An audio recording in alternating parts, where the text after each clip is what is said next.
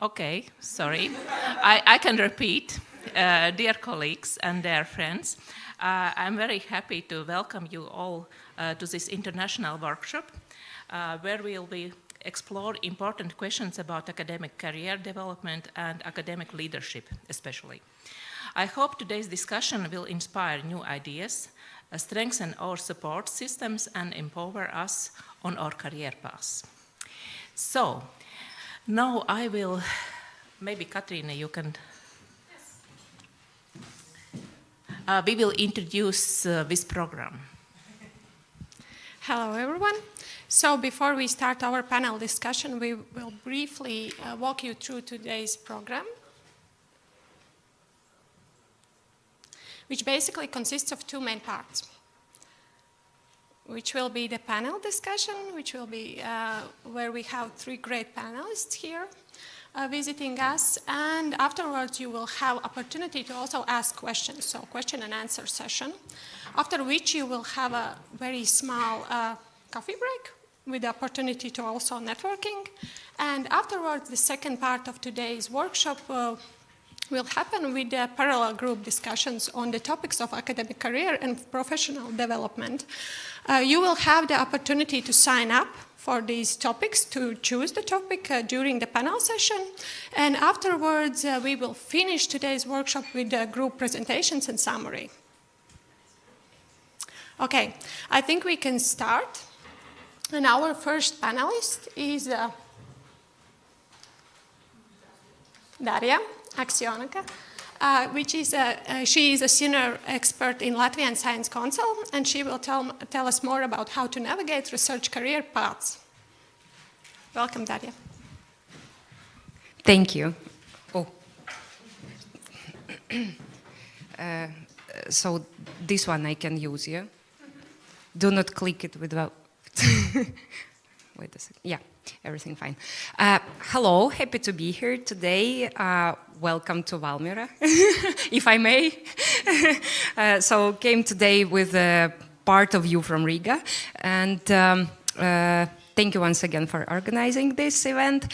And I hope I can be useful also for you today, telling about how to navigate, because this is the trickiest thing, I guess, what we need to consider before we dive in into different opportunities and also resources and tools that is provided for us by European Commission.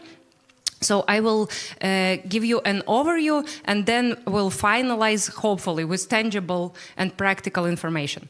So I'm from Latvian Council of Science, representatives of Horizon Europe National Contact Point, and I'm responsible for second cluster, New European Bauhaus Facility, consulting our, I hope, future proposals, and also E3UDRES2 Ent-r-e-novators. E3UDRES2 is a project that is pan-European project focusing on researchers' careers, especially on their mobility, and not only geographical mobility, but also intersectional mobility. So this is why I will be telling you today about their careers, hopefully useful. So let's start with the zooming out. I guess you all know that we are all part of European research area. European research area is not just coincidentally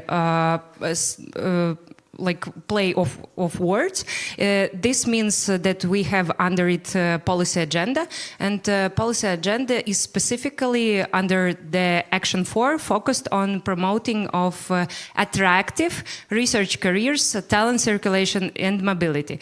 This is a huge world under this priority that with different absolutely supporting measures from European Commission, from different funded organizations that are focusing on talent circulation and providing an information for researchers, making research careers attractive.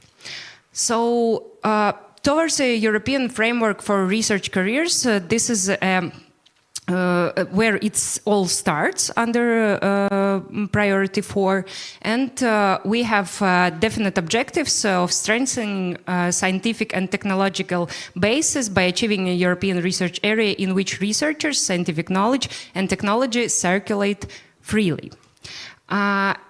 In order to understand where we stand and how we're developing, I just decided to show you some numbers that show how we are growing actually in numbers, because we have total number of researchers in higher educational institutions in EU.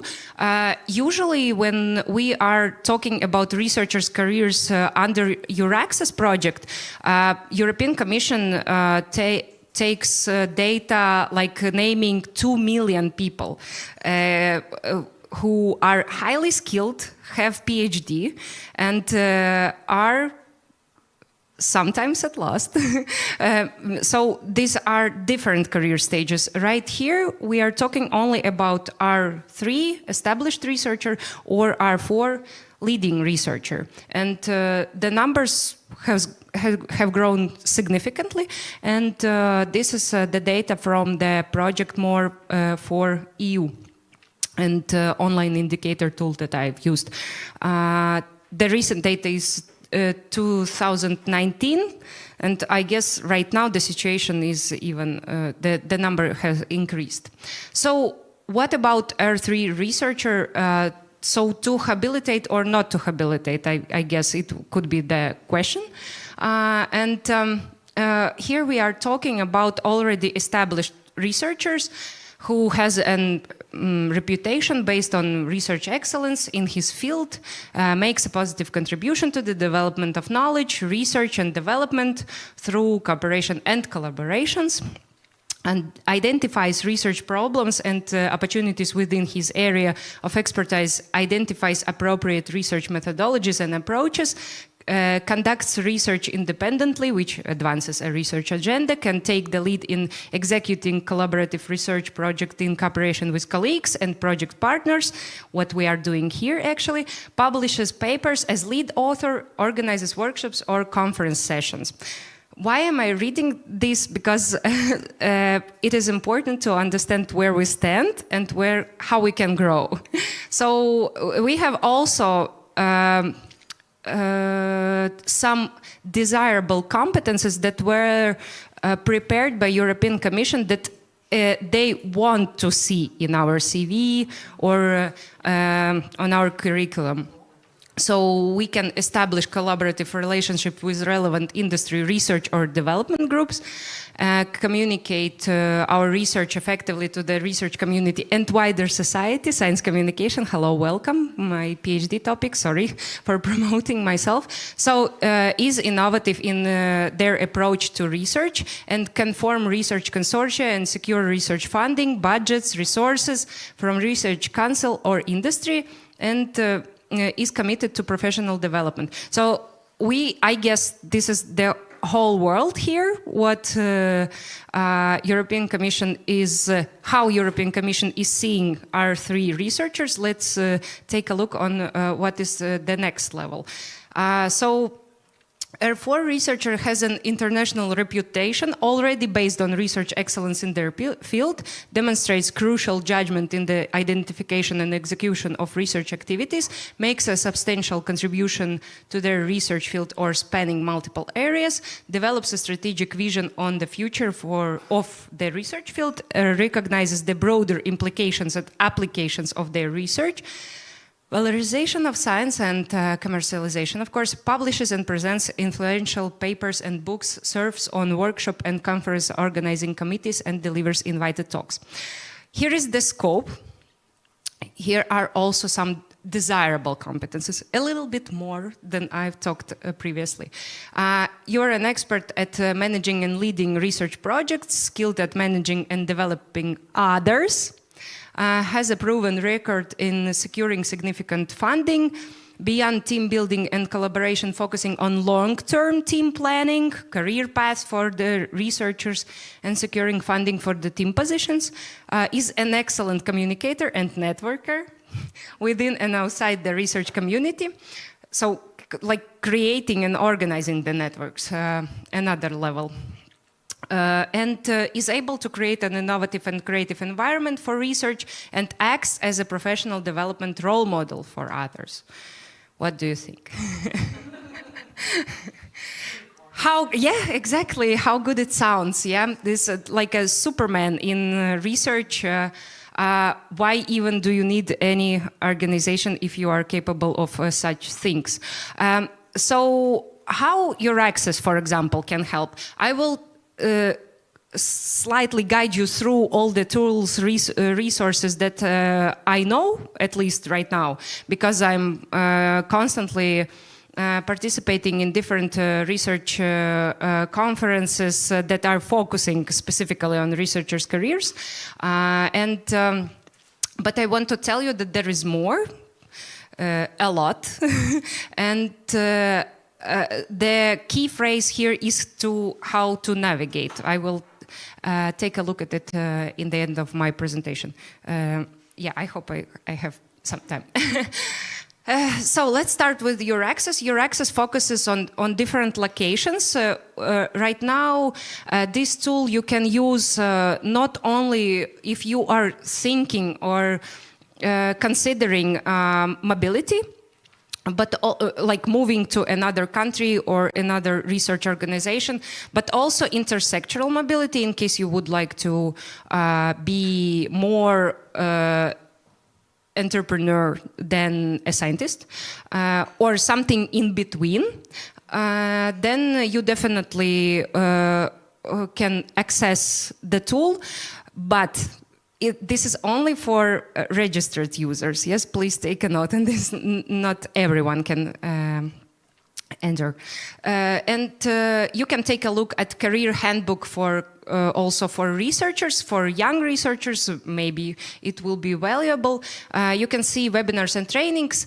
And one more thing is we have a podcast, not something super specific, but we have different focuses. I will tell you about a little bit later. So how we are assessing someone who is in charge, who is researcher. And recently, Commission has published a COARE evaluation on researchers' careers, and you can see here the light blue line is what we currently have. So research publications, Hirsch number still matters, and what it will be after reform. It's blue line, darker at least. But we have substantial differences in publications, in science communication, in intersectoral mobility, in open education materials. That's it. Something like open science, open access practices.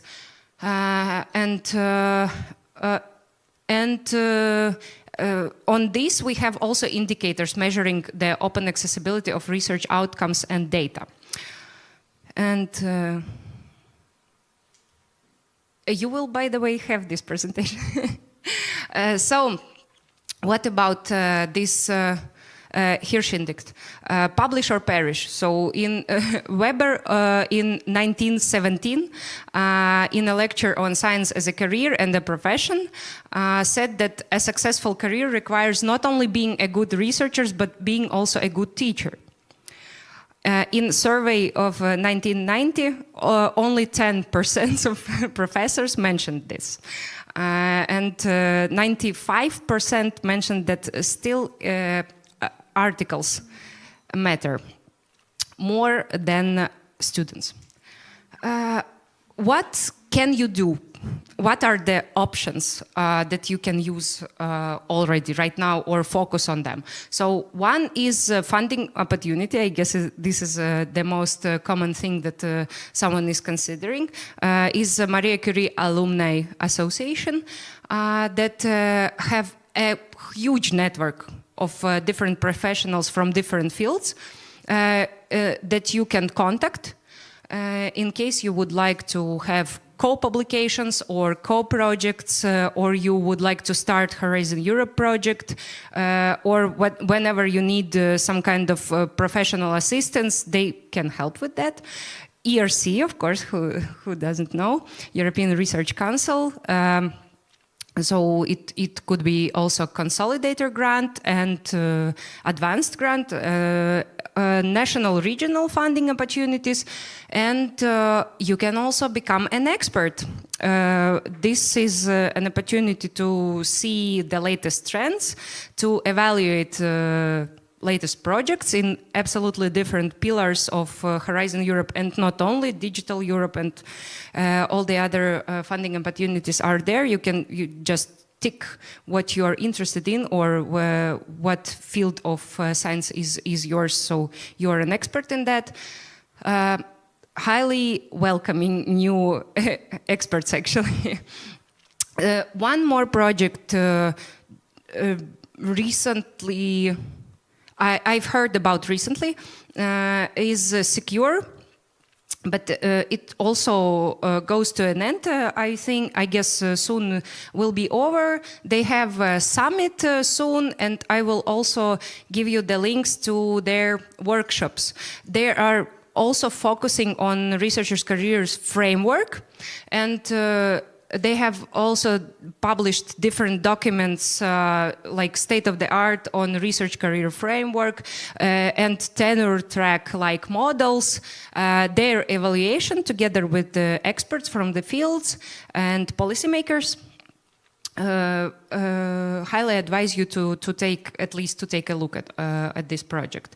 And the dates for coming soon webinars won't take you long. I know how tight it is with the schedule, but it was 1 hour webinar that you can just jump in, listen, and understand what is the current state of art on research career framework, tenure track-like models, good practices, and of course Q&A as usual. One more initiative, huge initiative, Era Talent Platform, that was introduced previous year in June by European Commission, which combines all the different resources that could be of use or helpful for you. So one is your access, another is HR excellence in research, more focused on organizations. And Resaver for someone who is considering to get a pension, but we are now talking more about those who are right now performing still.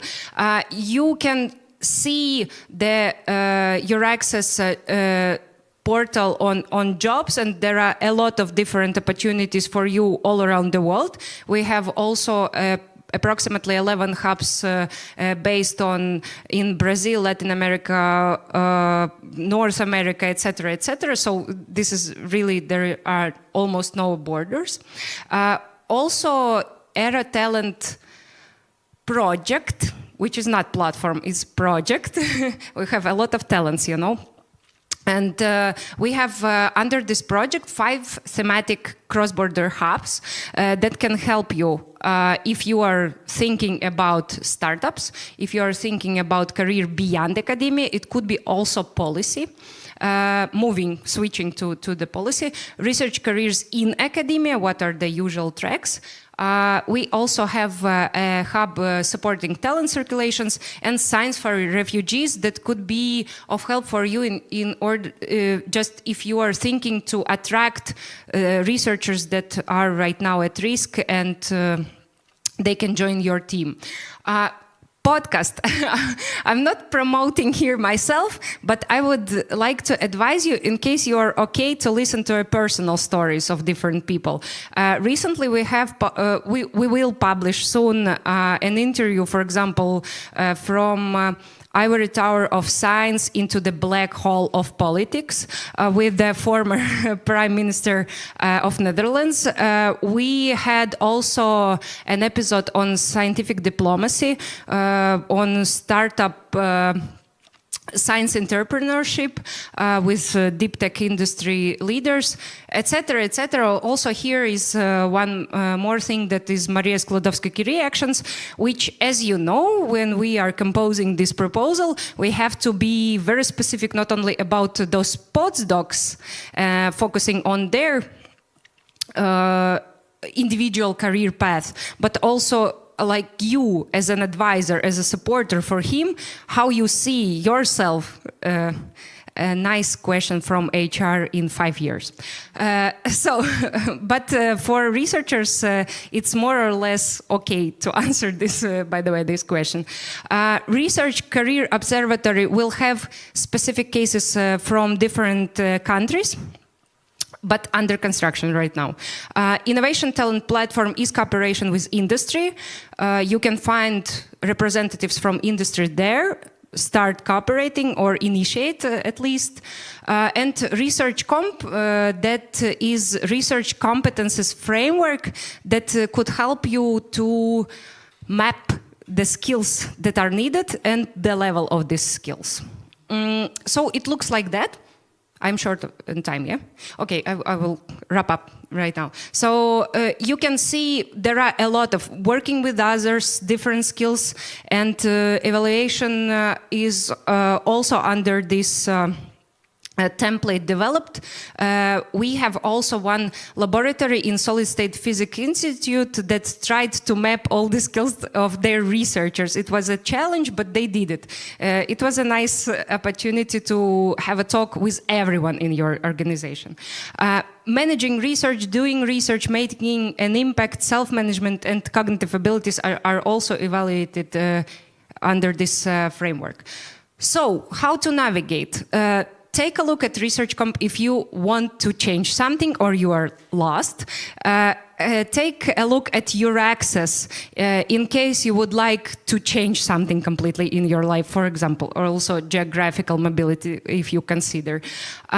Because we have also your access contact points that can mentor you and tell you all the significant information that you need to know in order to travel to or to move to another organization. Secure project, just to consider what are the latest trends in European Commission policy making. If you need mentoring, I have a couple of resources here. Of course, think about the funding opportunities under Horizon Europe. This is ERC, Cost Actions, MCAA, and ERA chairs as well could be useful for you. And consider personal contacts. Right now, at least you have one that can tell you where to look if you have solid questions. So yeah, and remember, I mean, sorry for this allusion from Jack Sparrow, but part of the crew, part of the ship, and this is you who are part of this actual ship, and this ship is not going anywhere without you. So thank you very much for your attention, and sorry to take too much time. Thank you, Daria. Okay, if you already have some questions for Daria, please keep them in mind for the question and answer session of this question and answer part of this session. But right now, I would like to introduce you to the second speaker today, Giuliana Sabatini. She's a head of Service and Competence Center for Higher Education Development and Quality Management at St. Pölten University of Applied Sciences, and she will be presenting on the topic of new council recommendations on attractive and sustainable career in higher education. Welcome. Thank you. Hello, everybody. I'm going to broaden the scope of our reflection a little bit more. So not because the EURES scope is not broad enough, but because there's something more to it. And I always try to think, what's the whole picture, let's say. And first of all, you see this picture, I generated it with Copilot, and it's very interesting because I really like Copilot to play with creating something. And I asked about academic career development and academic careers. and I got lots of different pictures, but all of them looked this way. So it looks like all we do is sit together and discuss about something. I got it with books in the background or with posters in the background. You could read something or not, but everything was this kind of framework.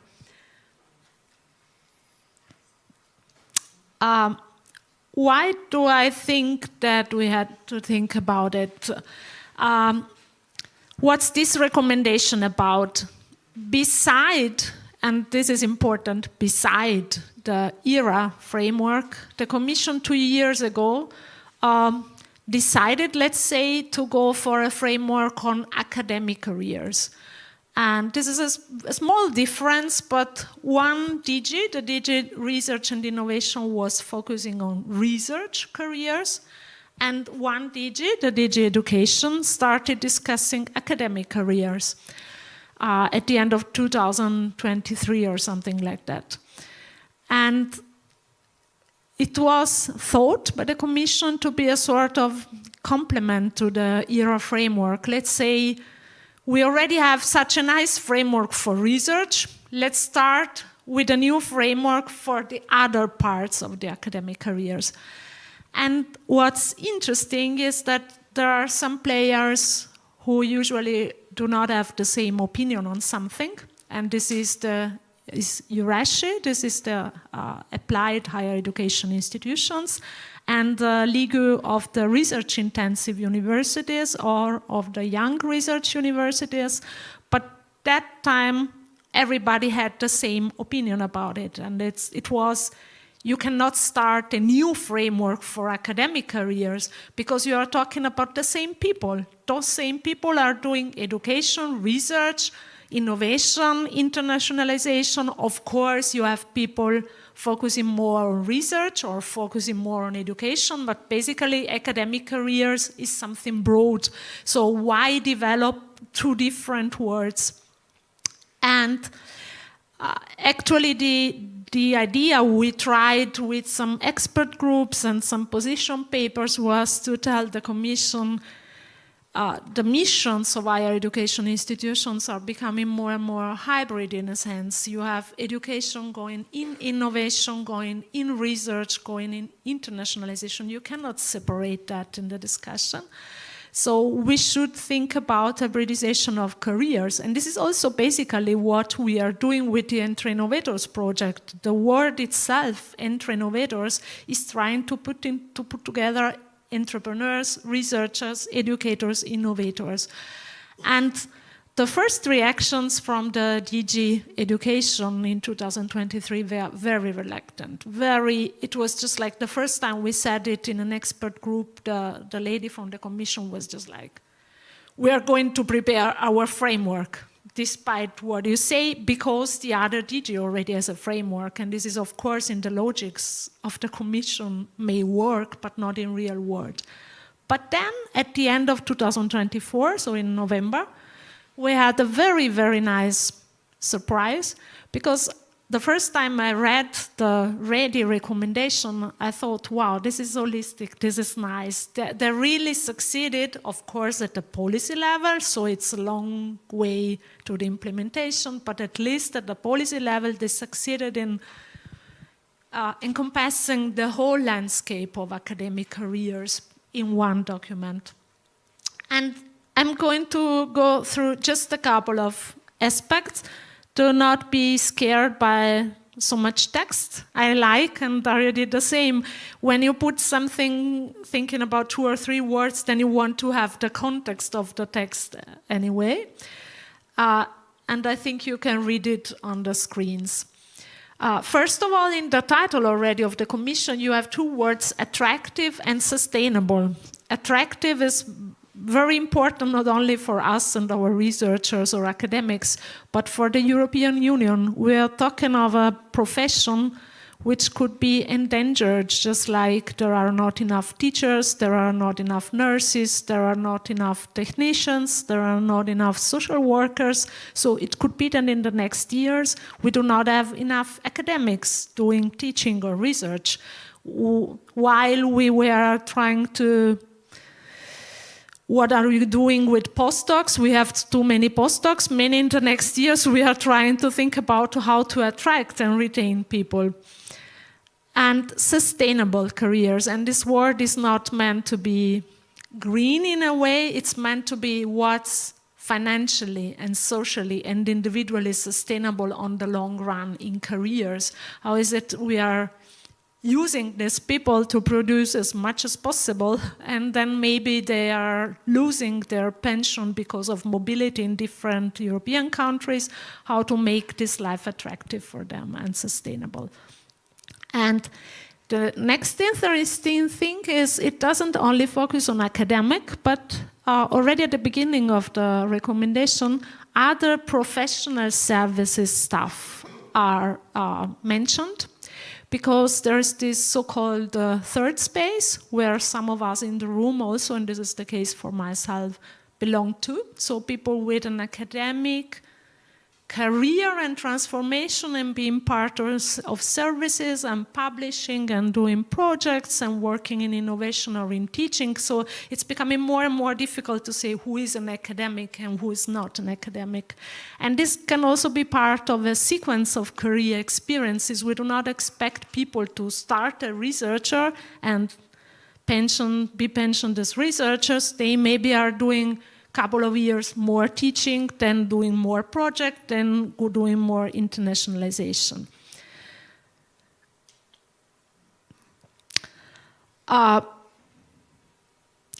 Then starts a very long list, as Daria was saying, the unicorn, what these people are all doing. And they're doing entrepreneurship, innovation, leadership, knowledge valorization and transfer, regional, national, transnational cooperation, business and community engagement, regional and local development. This is also very interesting because regional and local development is a completely different function, actually. There are agencies and structures and governance bodies doing that. Then we have mentoring. This is nice because it can be scientific kind of supervision, but it can also be already leadership. Then we have support to policy making, administration, management, participation in institutional governance. And then the recommendation is very realistic. The roles are unevenly recognized. Yes, we know. There is a bias in career structures, we know. Overall social recognition of research at the expense of teaching and other activities. So we should try to have a look at the whole situation. What's nice for us, and by us I mean the Ent-r-e-novators community from the E3UDRES Alliance, it's this focus on European university alliances as well, because the Commission recognizes if we want to build more international activities, then we have to make this part of the academic career as well. Otherwise, it doesn't count anywhere. And then they try to put together some aims. And I find this is, of course, this is a policy level, but it's already a sort of checklist. What could and should we start doing at the institutional level, at the regional level? How can we support implementation? First item is this putting in place measures to enhance this professional development, not letting this professional development happen on its own by chance because somebody comes in a project or gets the chance to do something, but how to support people in designing, shaping, living their career. Then we have a list of conditions we could try as institutions or as alliances to fulfill.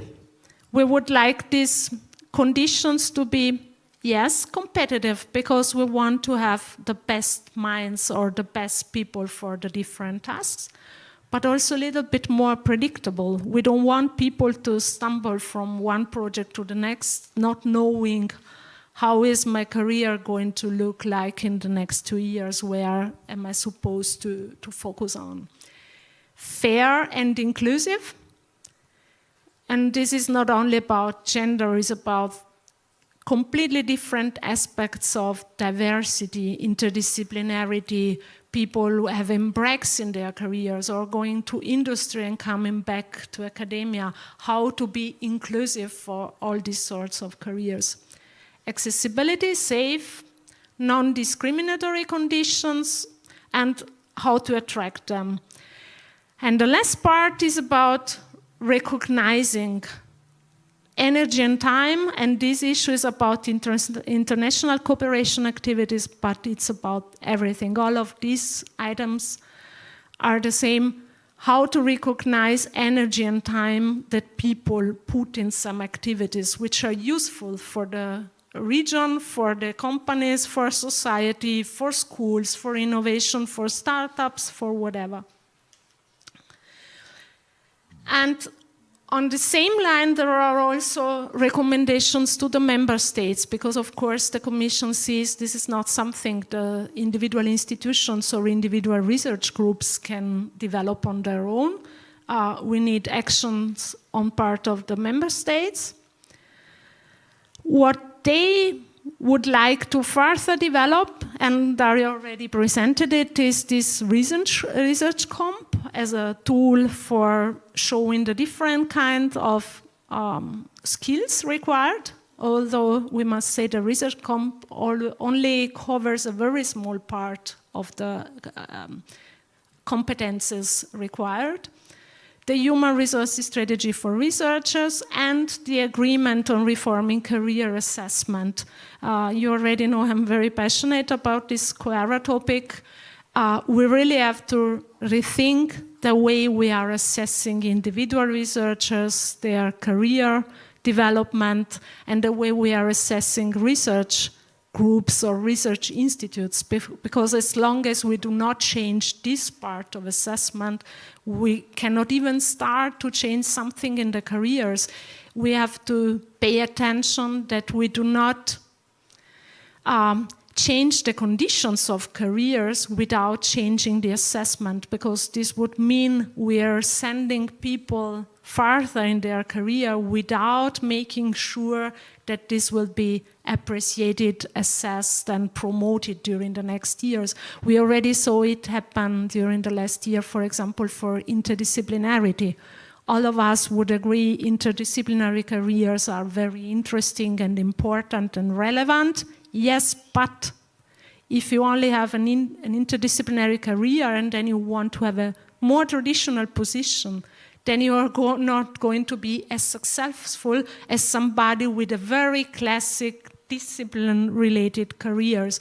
So we have to pay attention that we do not change the conditions to the expenses of the people we are trying to help. Let's say we are putting a burden in terms of sustainability of careers on individual people before we change the institutional conditions. And then I tried, and this is already my last slide, I tried to put together some considerations, or maybe already very broad questions, but this is how I look at it.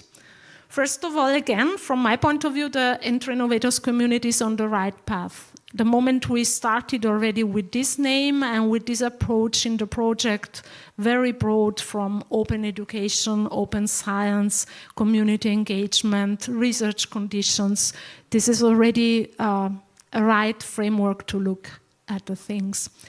Then we have the questions around the assessment and QARA.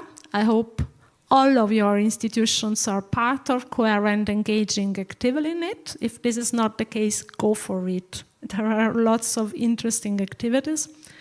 Then I think we have to be very careful that we avoid the pitfall of simply adding too many components or criteria. Let's say we take the research comp and we say, okay, this is not enough, this only covers the research competences, and we start putting there 30 further competencies required, and then we start making this assessment framework broader and more complicated and looking for people satisfying everything. This is not the fair way to go for it.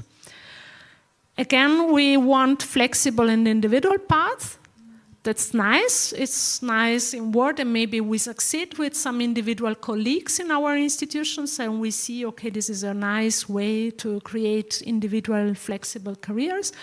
But how do we make sure that we are not losing the long-term sustainability of individual careers? How would it look like if the same people want to get a position at another institution, in another European country, in a little bit different role? Is it going to work?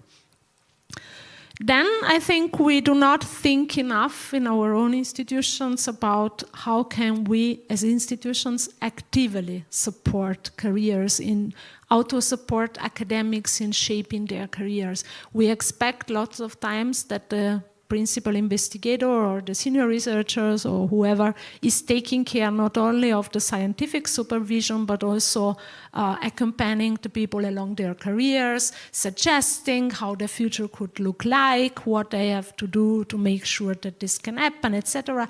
This is not the case we know in our institutions. We know some people are very, very good in scientific mentoring, some people are very, very good in project leading, some people are good as head of research institutes or of departments, but not scientifically excellent. So how to make sure that we are helping our academics in being advised what kind of possibilities do they have, what do I need to fulfill to make as sure as possible that I can develop in this way, etc. For example, there's in Austria one research institution, a very large one. It's not a university, but it has lots of academics, where per definition after 10 years you have to go for another kind of activity, whatever. And they are trying to put there lots of effort to start showing academics what kind of different careers are possible. Because if you spend 10 years doing just academic research and nothing more, then you probably do not even think about teaching, innovation, startups. There are lots of other aspects where you could put your competences into work. And the last one, how to support these diverse careers. What does it need to support, for example, intersectorality between companies or society players and academia? How could it look like to have people working 3 years in our institutions, then going 1 or 2 years to a partner company, maybe doing project with us and education activities with us, but staying at the company, and then coming back in a different role? Would that be possible? How would it look like? So more questions than answers, but this is the way I work. Thanks. Thank you, Juliana. Our third panelist is Brigita Kukjalko, senior expert for higher education at Latvia Ministry of Education and Science, and she will be presenting on the topic of career opportunities within new Latvian framework. Thank you very much for the introduction and inviting me. I'm just looking at my screen and I can see that there is a little bit like of a delay between my current time and actually the flow of the action at your side. But that's okay. I'm quite far from Vidzeme right now. I'm actually located outside Latvia, and my permanent base is outside Latvia. So this is the reason why I couldn't also participate in person. But I'm very happy for inviting me and that I can be part of this discussion. At the Ministry of Education and Science, I'm working with developing the new academic careers framework. I'm also working with the new doctoral education model.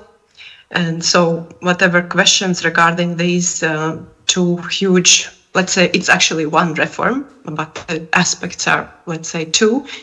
then you can also ask after the presentation and in the part of our discussion. So I'll try to share my presentation, and hopefully everything will go well. So yeah. Sorry. Yeah. Let's see one more time.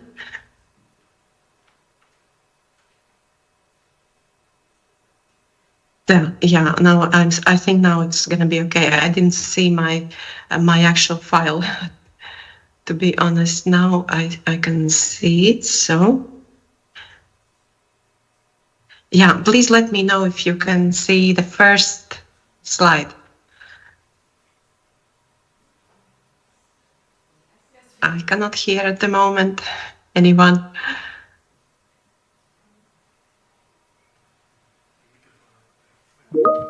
Yes, we can see and hear you. Yeah. Yeah, all good. Okay. The title is, yes, about changing academic careers and opportunities in the new Latvian framework, so academic careers framework.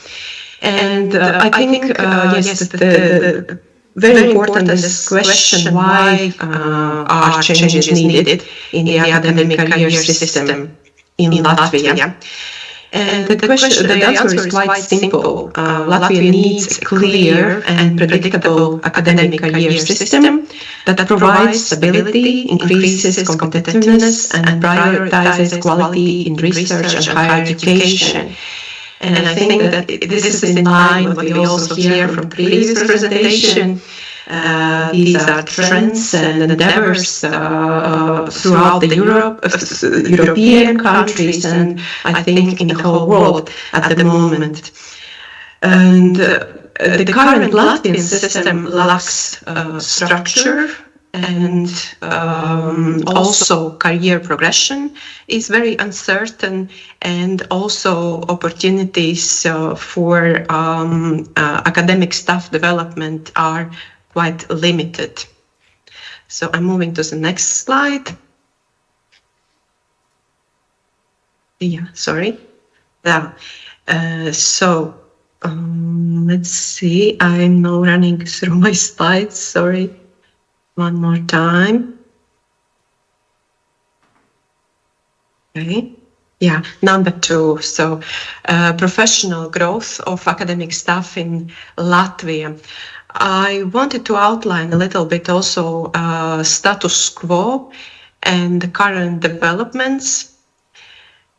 And yes, the first about the challenges. The current system presents several challenges for academic staff. It is unclear career progression. There is no stable and predictable career path leading to professorship. The lack of well-defined promotion criteria hinders professional growth and long-term career planning. Unattractive employment conditions. Most academic staff are employed on fixed-term contracts, creating job insecurity and affecting long-term career development. Promotion is not automatic, but depends on a re-election or election process that is repeatedly applied. There is limited mobility. There is little collaboration between higher education institutions and research centers or research institutes, restricting the exchange of knowledge and skills. And there are low and non-competitive salaries. Many academics must work multiple jobs to secure an adequate income, and it leaves little time for research and professional development. And also an underdeveloped tenure system. There are no strong mechanisms to ensure long-term academic stability or to attract and retain top-level academic staff. About current positive developments. Despite these challenges, some improvements have already been made. So there is greater job stability. Since 2019 Constitutional Court ruling, universities can offer permanent contracts to professors and associate professors. Introduction of tenure track positions. So some universities, science universities, have started testing tenure track and tenure professor positions, which could provide greater career stability in the future. And increased funding for higher education and research. Starting in 2024, but actually we could talk already about 2022, but okay, let's stop at 2024. Additional funding is available through higher education and science reforms, including institutional financing models, basic research funding reform, performance-based financing, and also, of course, European Union investments. And there is planned modernization of the academic career system by 2027. To improve the system, a new academic career framework will be introduced. The key reforms include a clear structure for academic positions and career progression, alignment with an unified European framework, full implementation of the tenure system to increase stability and competitiveness, creation of new practice-oriented positions within academia, introduction of performance-based evaluations for academic staff, improved salary levels and flexible remuneration, promotion of internal and international mobility and cooperation. And these changes should create a transparent, competitive and sustainable academic career system, allowing Latvia's universities to attract and retain talent while maintaining long-term academic excellence. So now I'm moving to the third slide. So number 3, key changes for academic staff. The new framework introduces several key elements at the state level. A structured academic career path with 4 academic career stages, a tenure track and tenure system, clear performance evaluation criteria covering research. And here I should also always add, but sometimes I forget, so research, artistic creation work, teaching, and the third mission. Salary principles and funding allocations based on national education development guidelines. So in Latvian, izglītības attīstības pamatnostādnes. At the institutional level, universities will have greater autonomy to set academic position requirements, including for tenure track roles, evaluate and promote academic staff based on performance, adjust salary levels and incentives to match strategic goals and available resources. And the special provision in Section 27, Part 6 of the Higher Education Institutions Law, or Law on Higher Education Institutions, so augstskolu likums in Latvian, gives the Cabinet of Ministers the authority to define procedures for recognizing the competence of academic position candidates who do not hold a doctoral degree but have equivalent professional qualifications. So this provision, I think it's valid since at least 2022, and hopefully with the new introduction of the new academic careers framework, this regulation will also be approved and firstly developed and approved. Let's move to the 4th slide, and now we're on the 4th. And the question is, how will academic careers be evaluated? The new careers framework establishes the basic criteria for evaluating the performance of academic staff in stages 2 to 4, while institutions define criteria for stage 1. And the key shift is that it is quality over quantity. Research evaluation should focus more on excellence and impact rather than just counting publications. Evaluations cover 4 main areas, so research or artistic work or artistic creation work is the official translation, student education and mentorship, international academic experience, organizational and administrative responsibilities, so including also the third mission duties. How much influence do academics have on evaluation criteria? This is something that is also worth wider discussion. Some factors are within an academic's control, while others depend on external forces. For example, directly, let's say, influenceable are research activities, student education, project management, collaboration with industry and third mission activities, or organizational work. We have less influence on citation impact. So on citations, we have less impact on the lead author factors, also on international recognition, because these depend on the broader academic community and long-term trends. So the final, it's not the last one.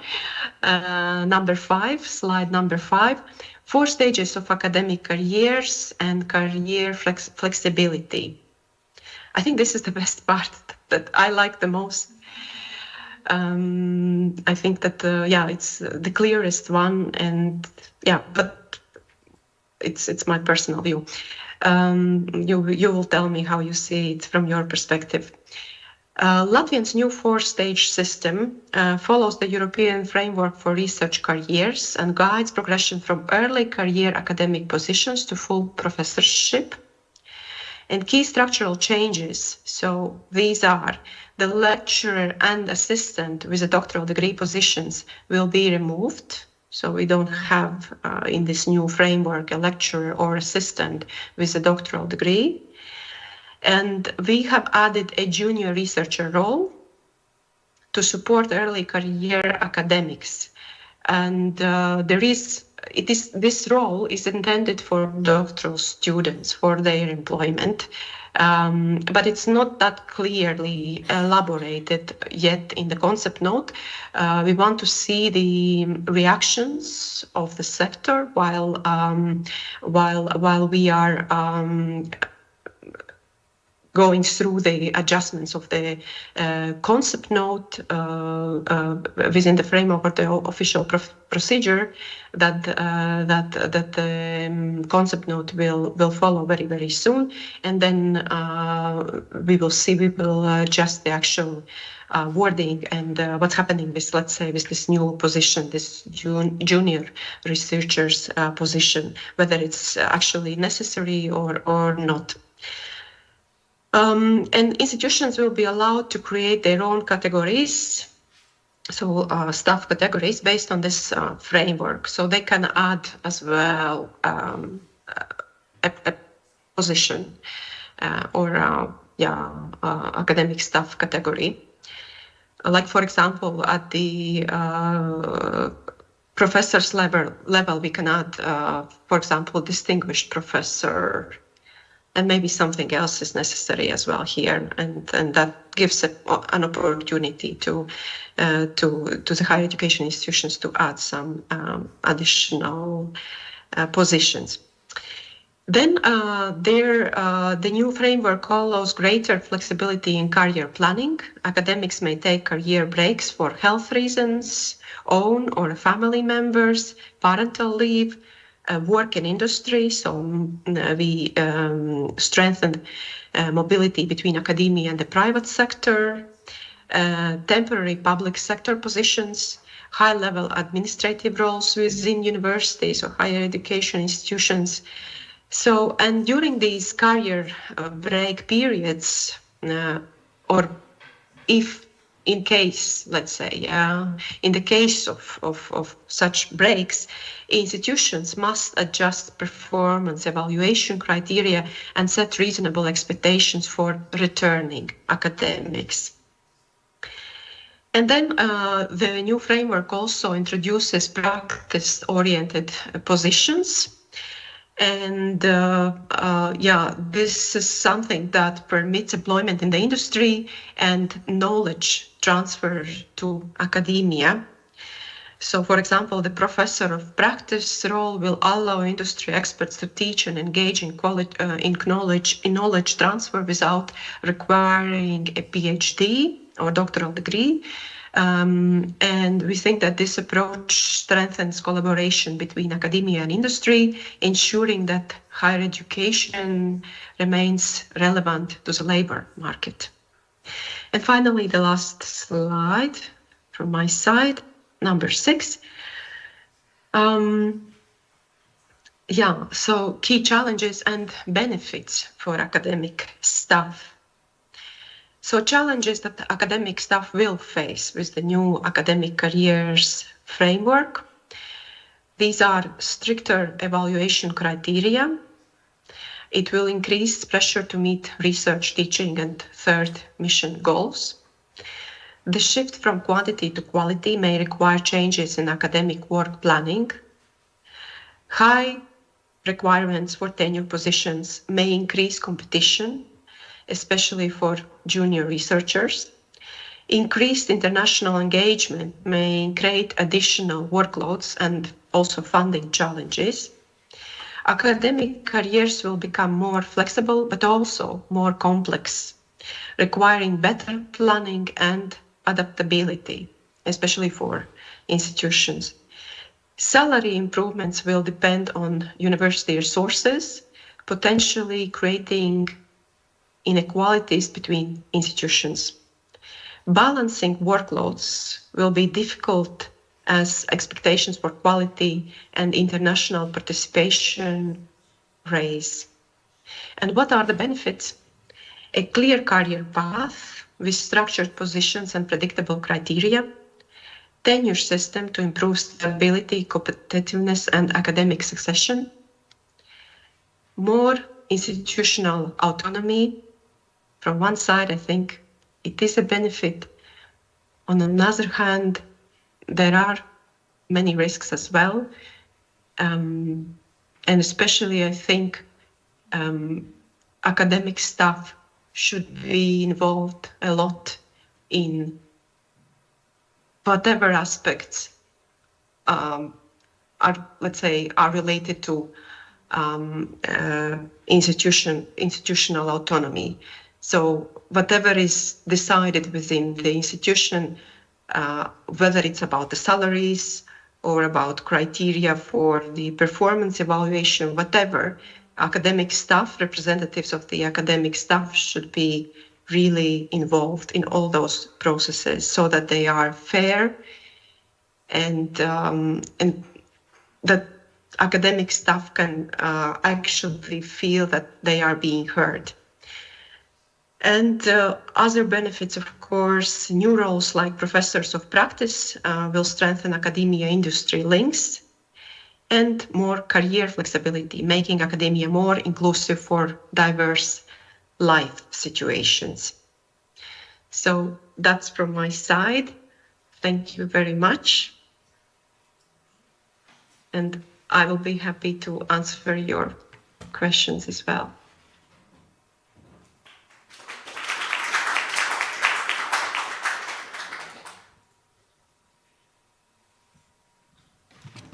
Okay, thank you.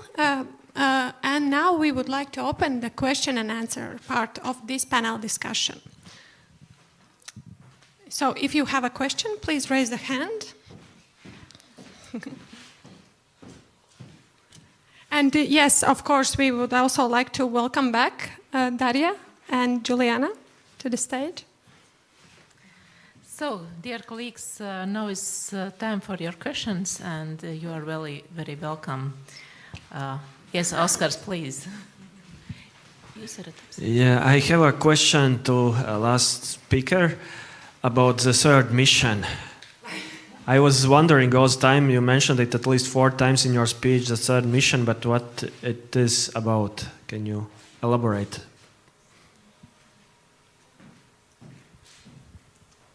Yeah, this definitely includes many activities, and I can give just some examples. And again, your colleagues maybe also can add some other that come to their mind. But in my view, third mission is first of all science communication, engagement with the society. Yeah. Also, many times organizational activities are counted as third mission. I lack like a certain definition, but I think that these are range of activities that we do outside academia, but that are still related to our work in academia. So it might be impact, right? Yes, it could be impact. Thank you. Yes, definitely. Thank you. More questions? Yeah, please. Just because I think this is an interesting question, because there's the question about knowledge and technology transfer. Is it related more to third mission or more to research and innovation? And then there's the discussion about academic lifelong learning offers. This could be either part of third mission if you do that for industries, for companies, for example, or more of education if you do that for the elder learners, for example. So I think this is also becoming more and more blurred. Let's say it will be sometime very difficult to say, is this our first mission or second or third or fourth? Well, when I think about any research outputs, I see outputs, outcomes, and impact. Maybe this is might be the mission-based approach. Like first mission, it outputs, no, then outcomes, and then impact.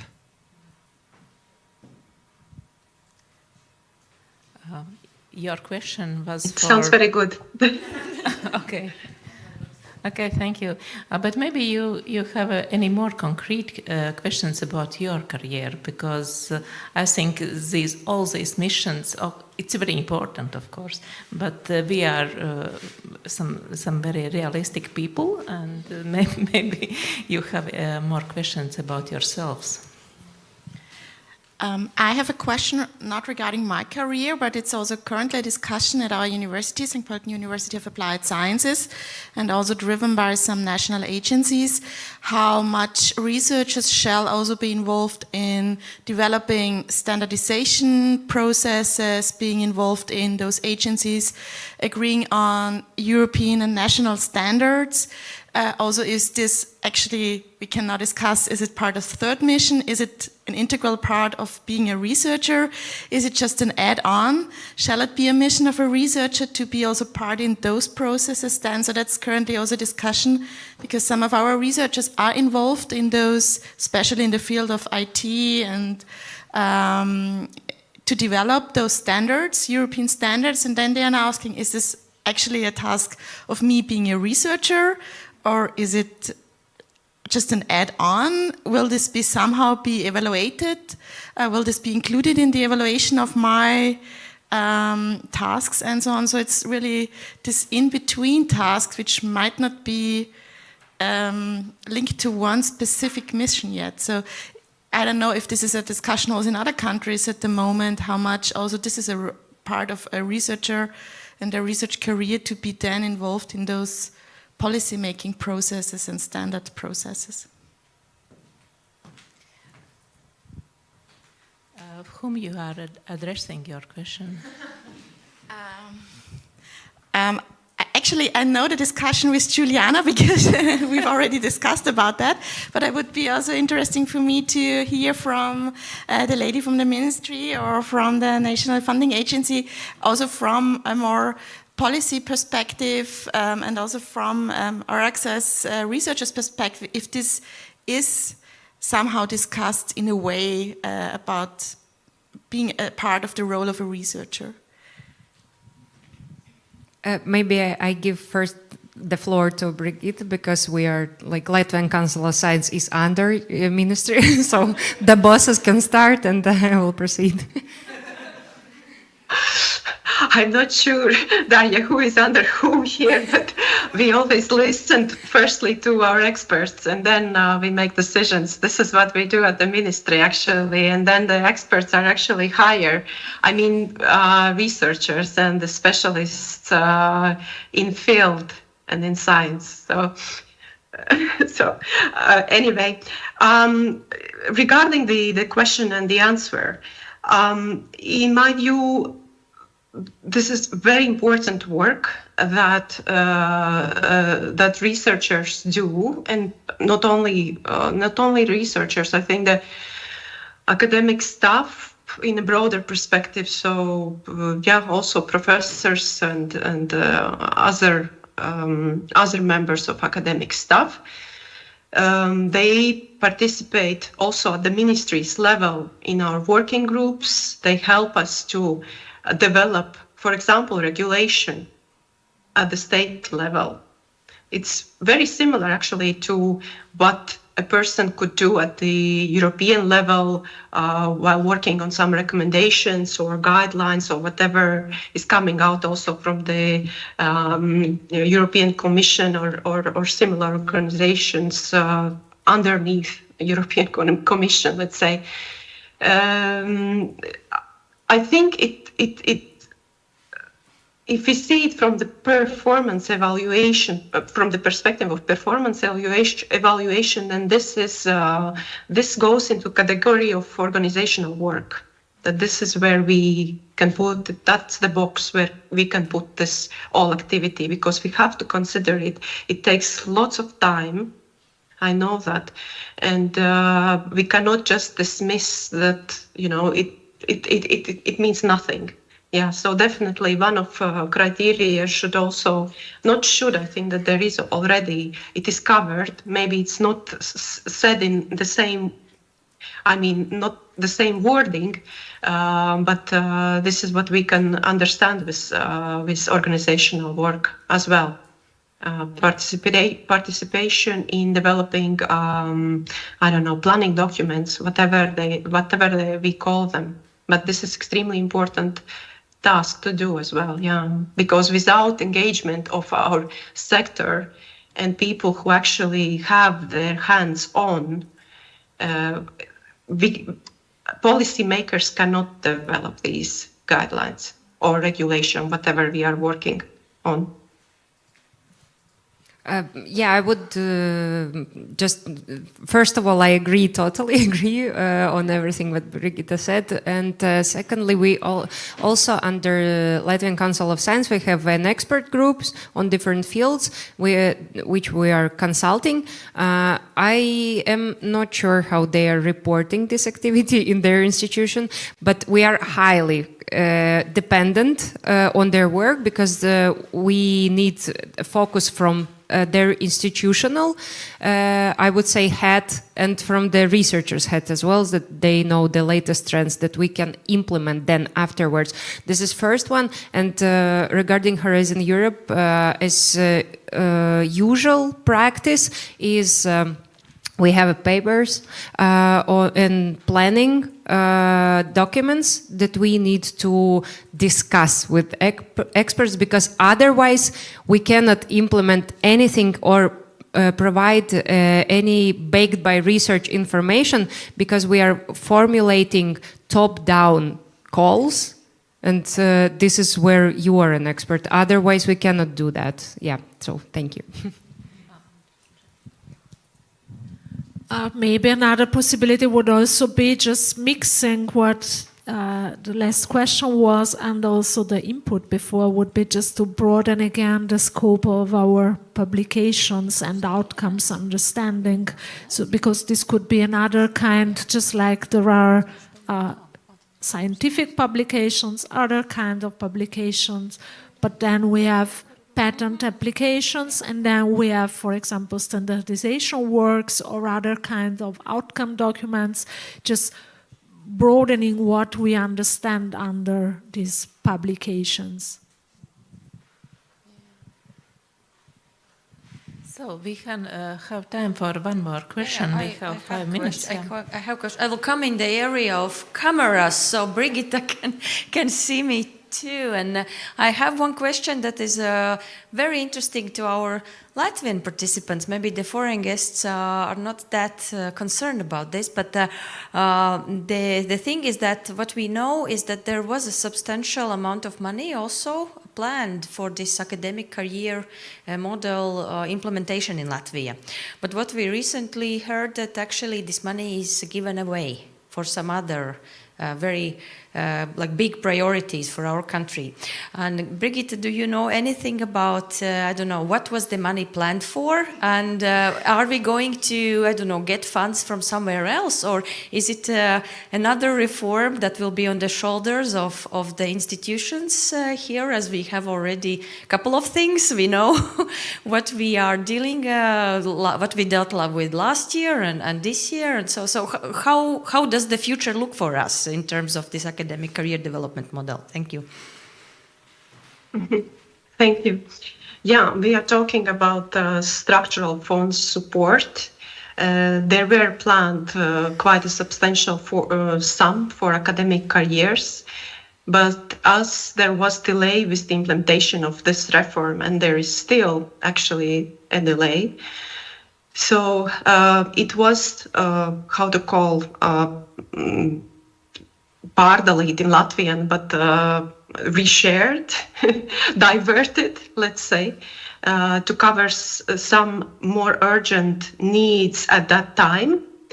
But there is a promise that once we get back on our on implementation of the new academic careers framework, then we will be able to divert again some other funds for this aim. Yeah, so to compensate this loss, at least we will do everything we can to secure such funding from the and we are talking about European Union structural funds funding investments. There is also a considerable investments being planned from the so this is the Atvesļošanās funds. Resilience, what was the, in English, I always forget this very, very long title of that particular fund. So, resilience, something with resilience. Someone who knows Atvesļošanās funds in English, please help me. Recovery. Recovery and resilience, yes, bravo. My son would say, bravo, mama. So that fund has secured huge investments for academic career, but I know and I'm aware that not all universities are participating with their projects in this activity. And that's the bad thing. We cannot say that it covers all the state institutions, unfortunately. And I know that Vidzeme University is not participating in that particular project. Yes. And regarding other funding for the academic careers reform, we are trying to secure money for the salaries or remuneration in general of academic staff, so that it is in line with what was envisaged in the current tātad augstākās izglītības pamatnostādnes, these guidelines of not higher education, guidelines of education development. So if you are interested in that, you can also check it online.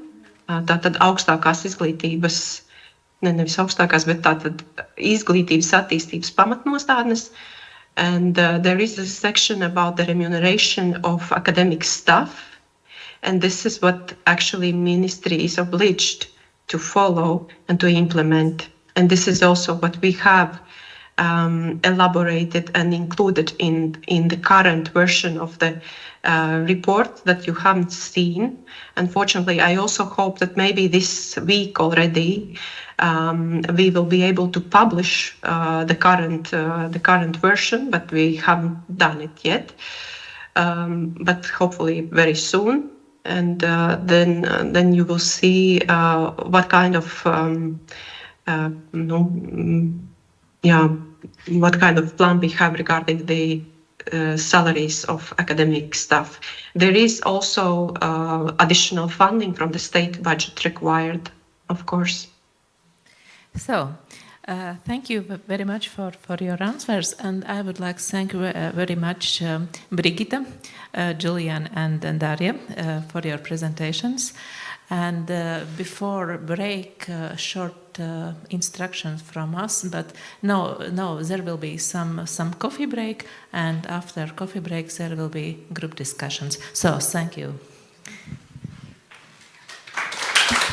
Thank you very much.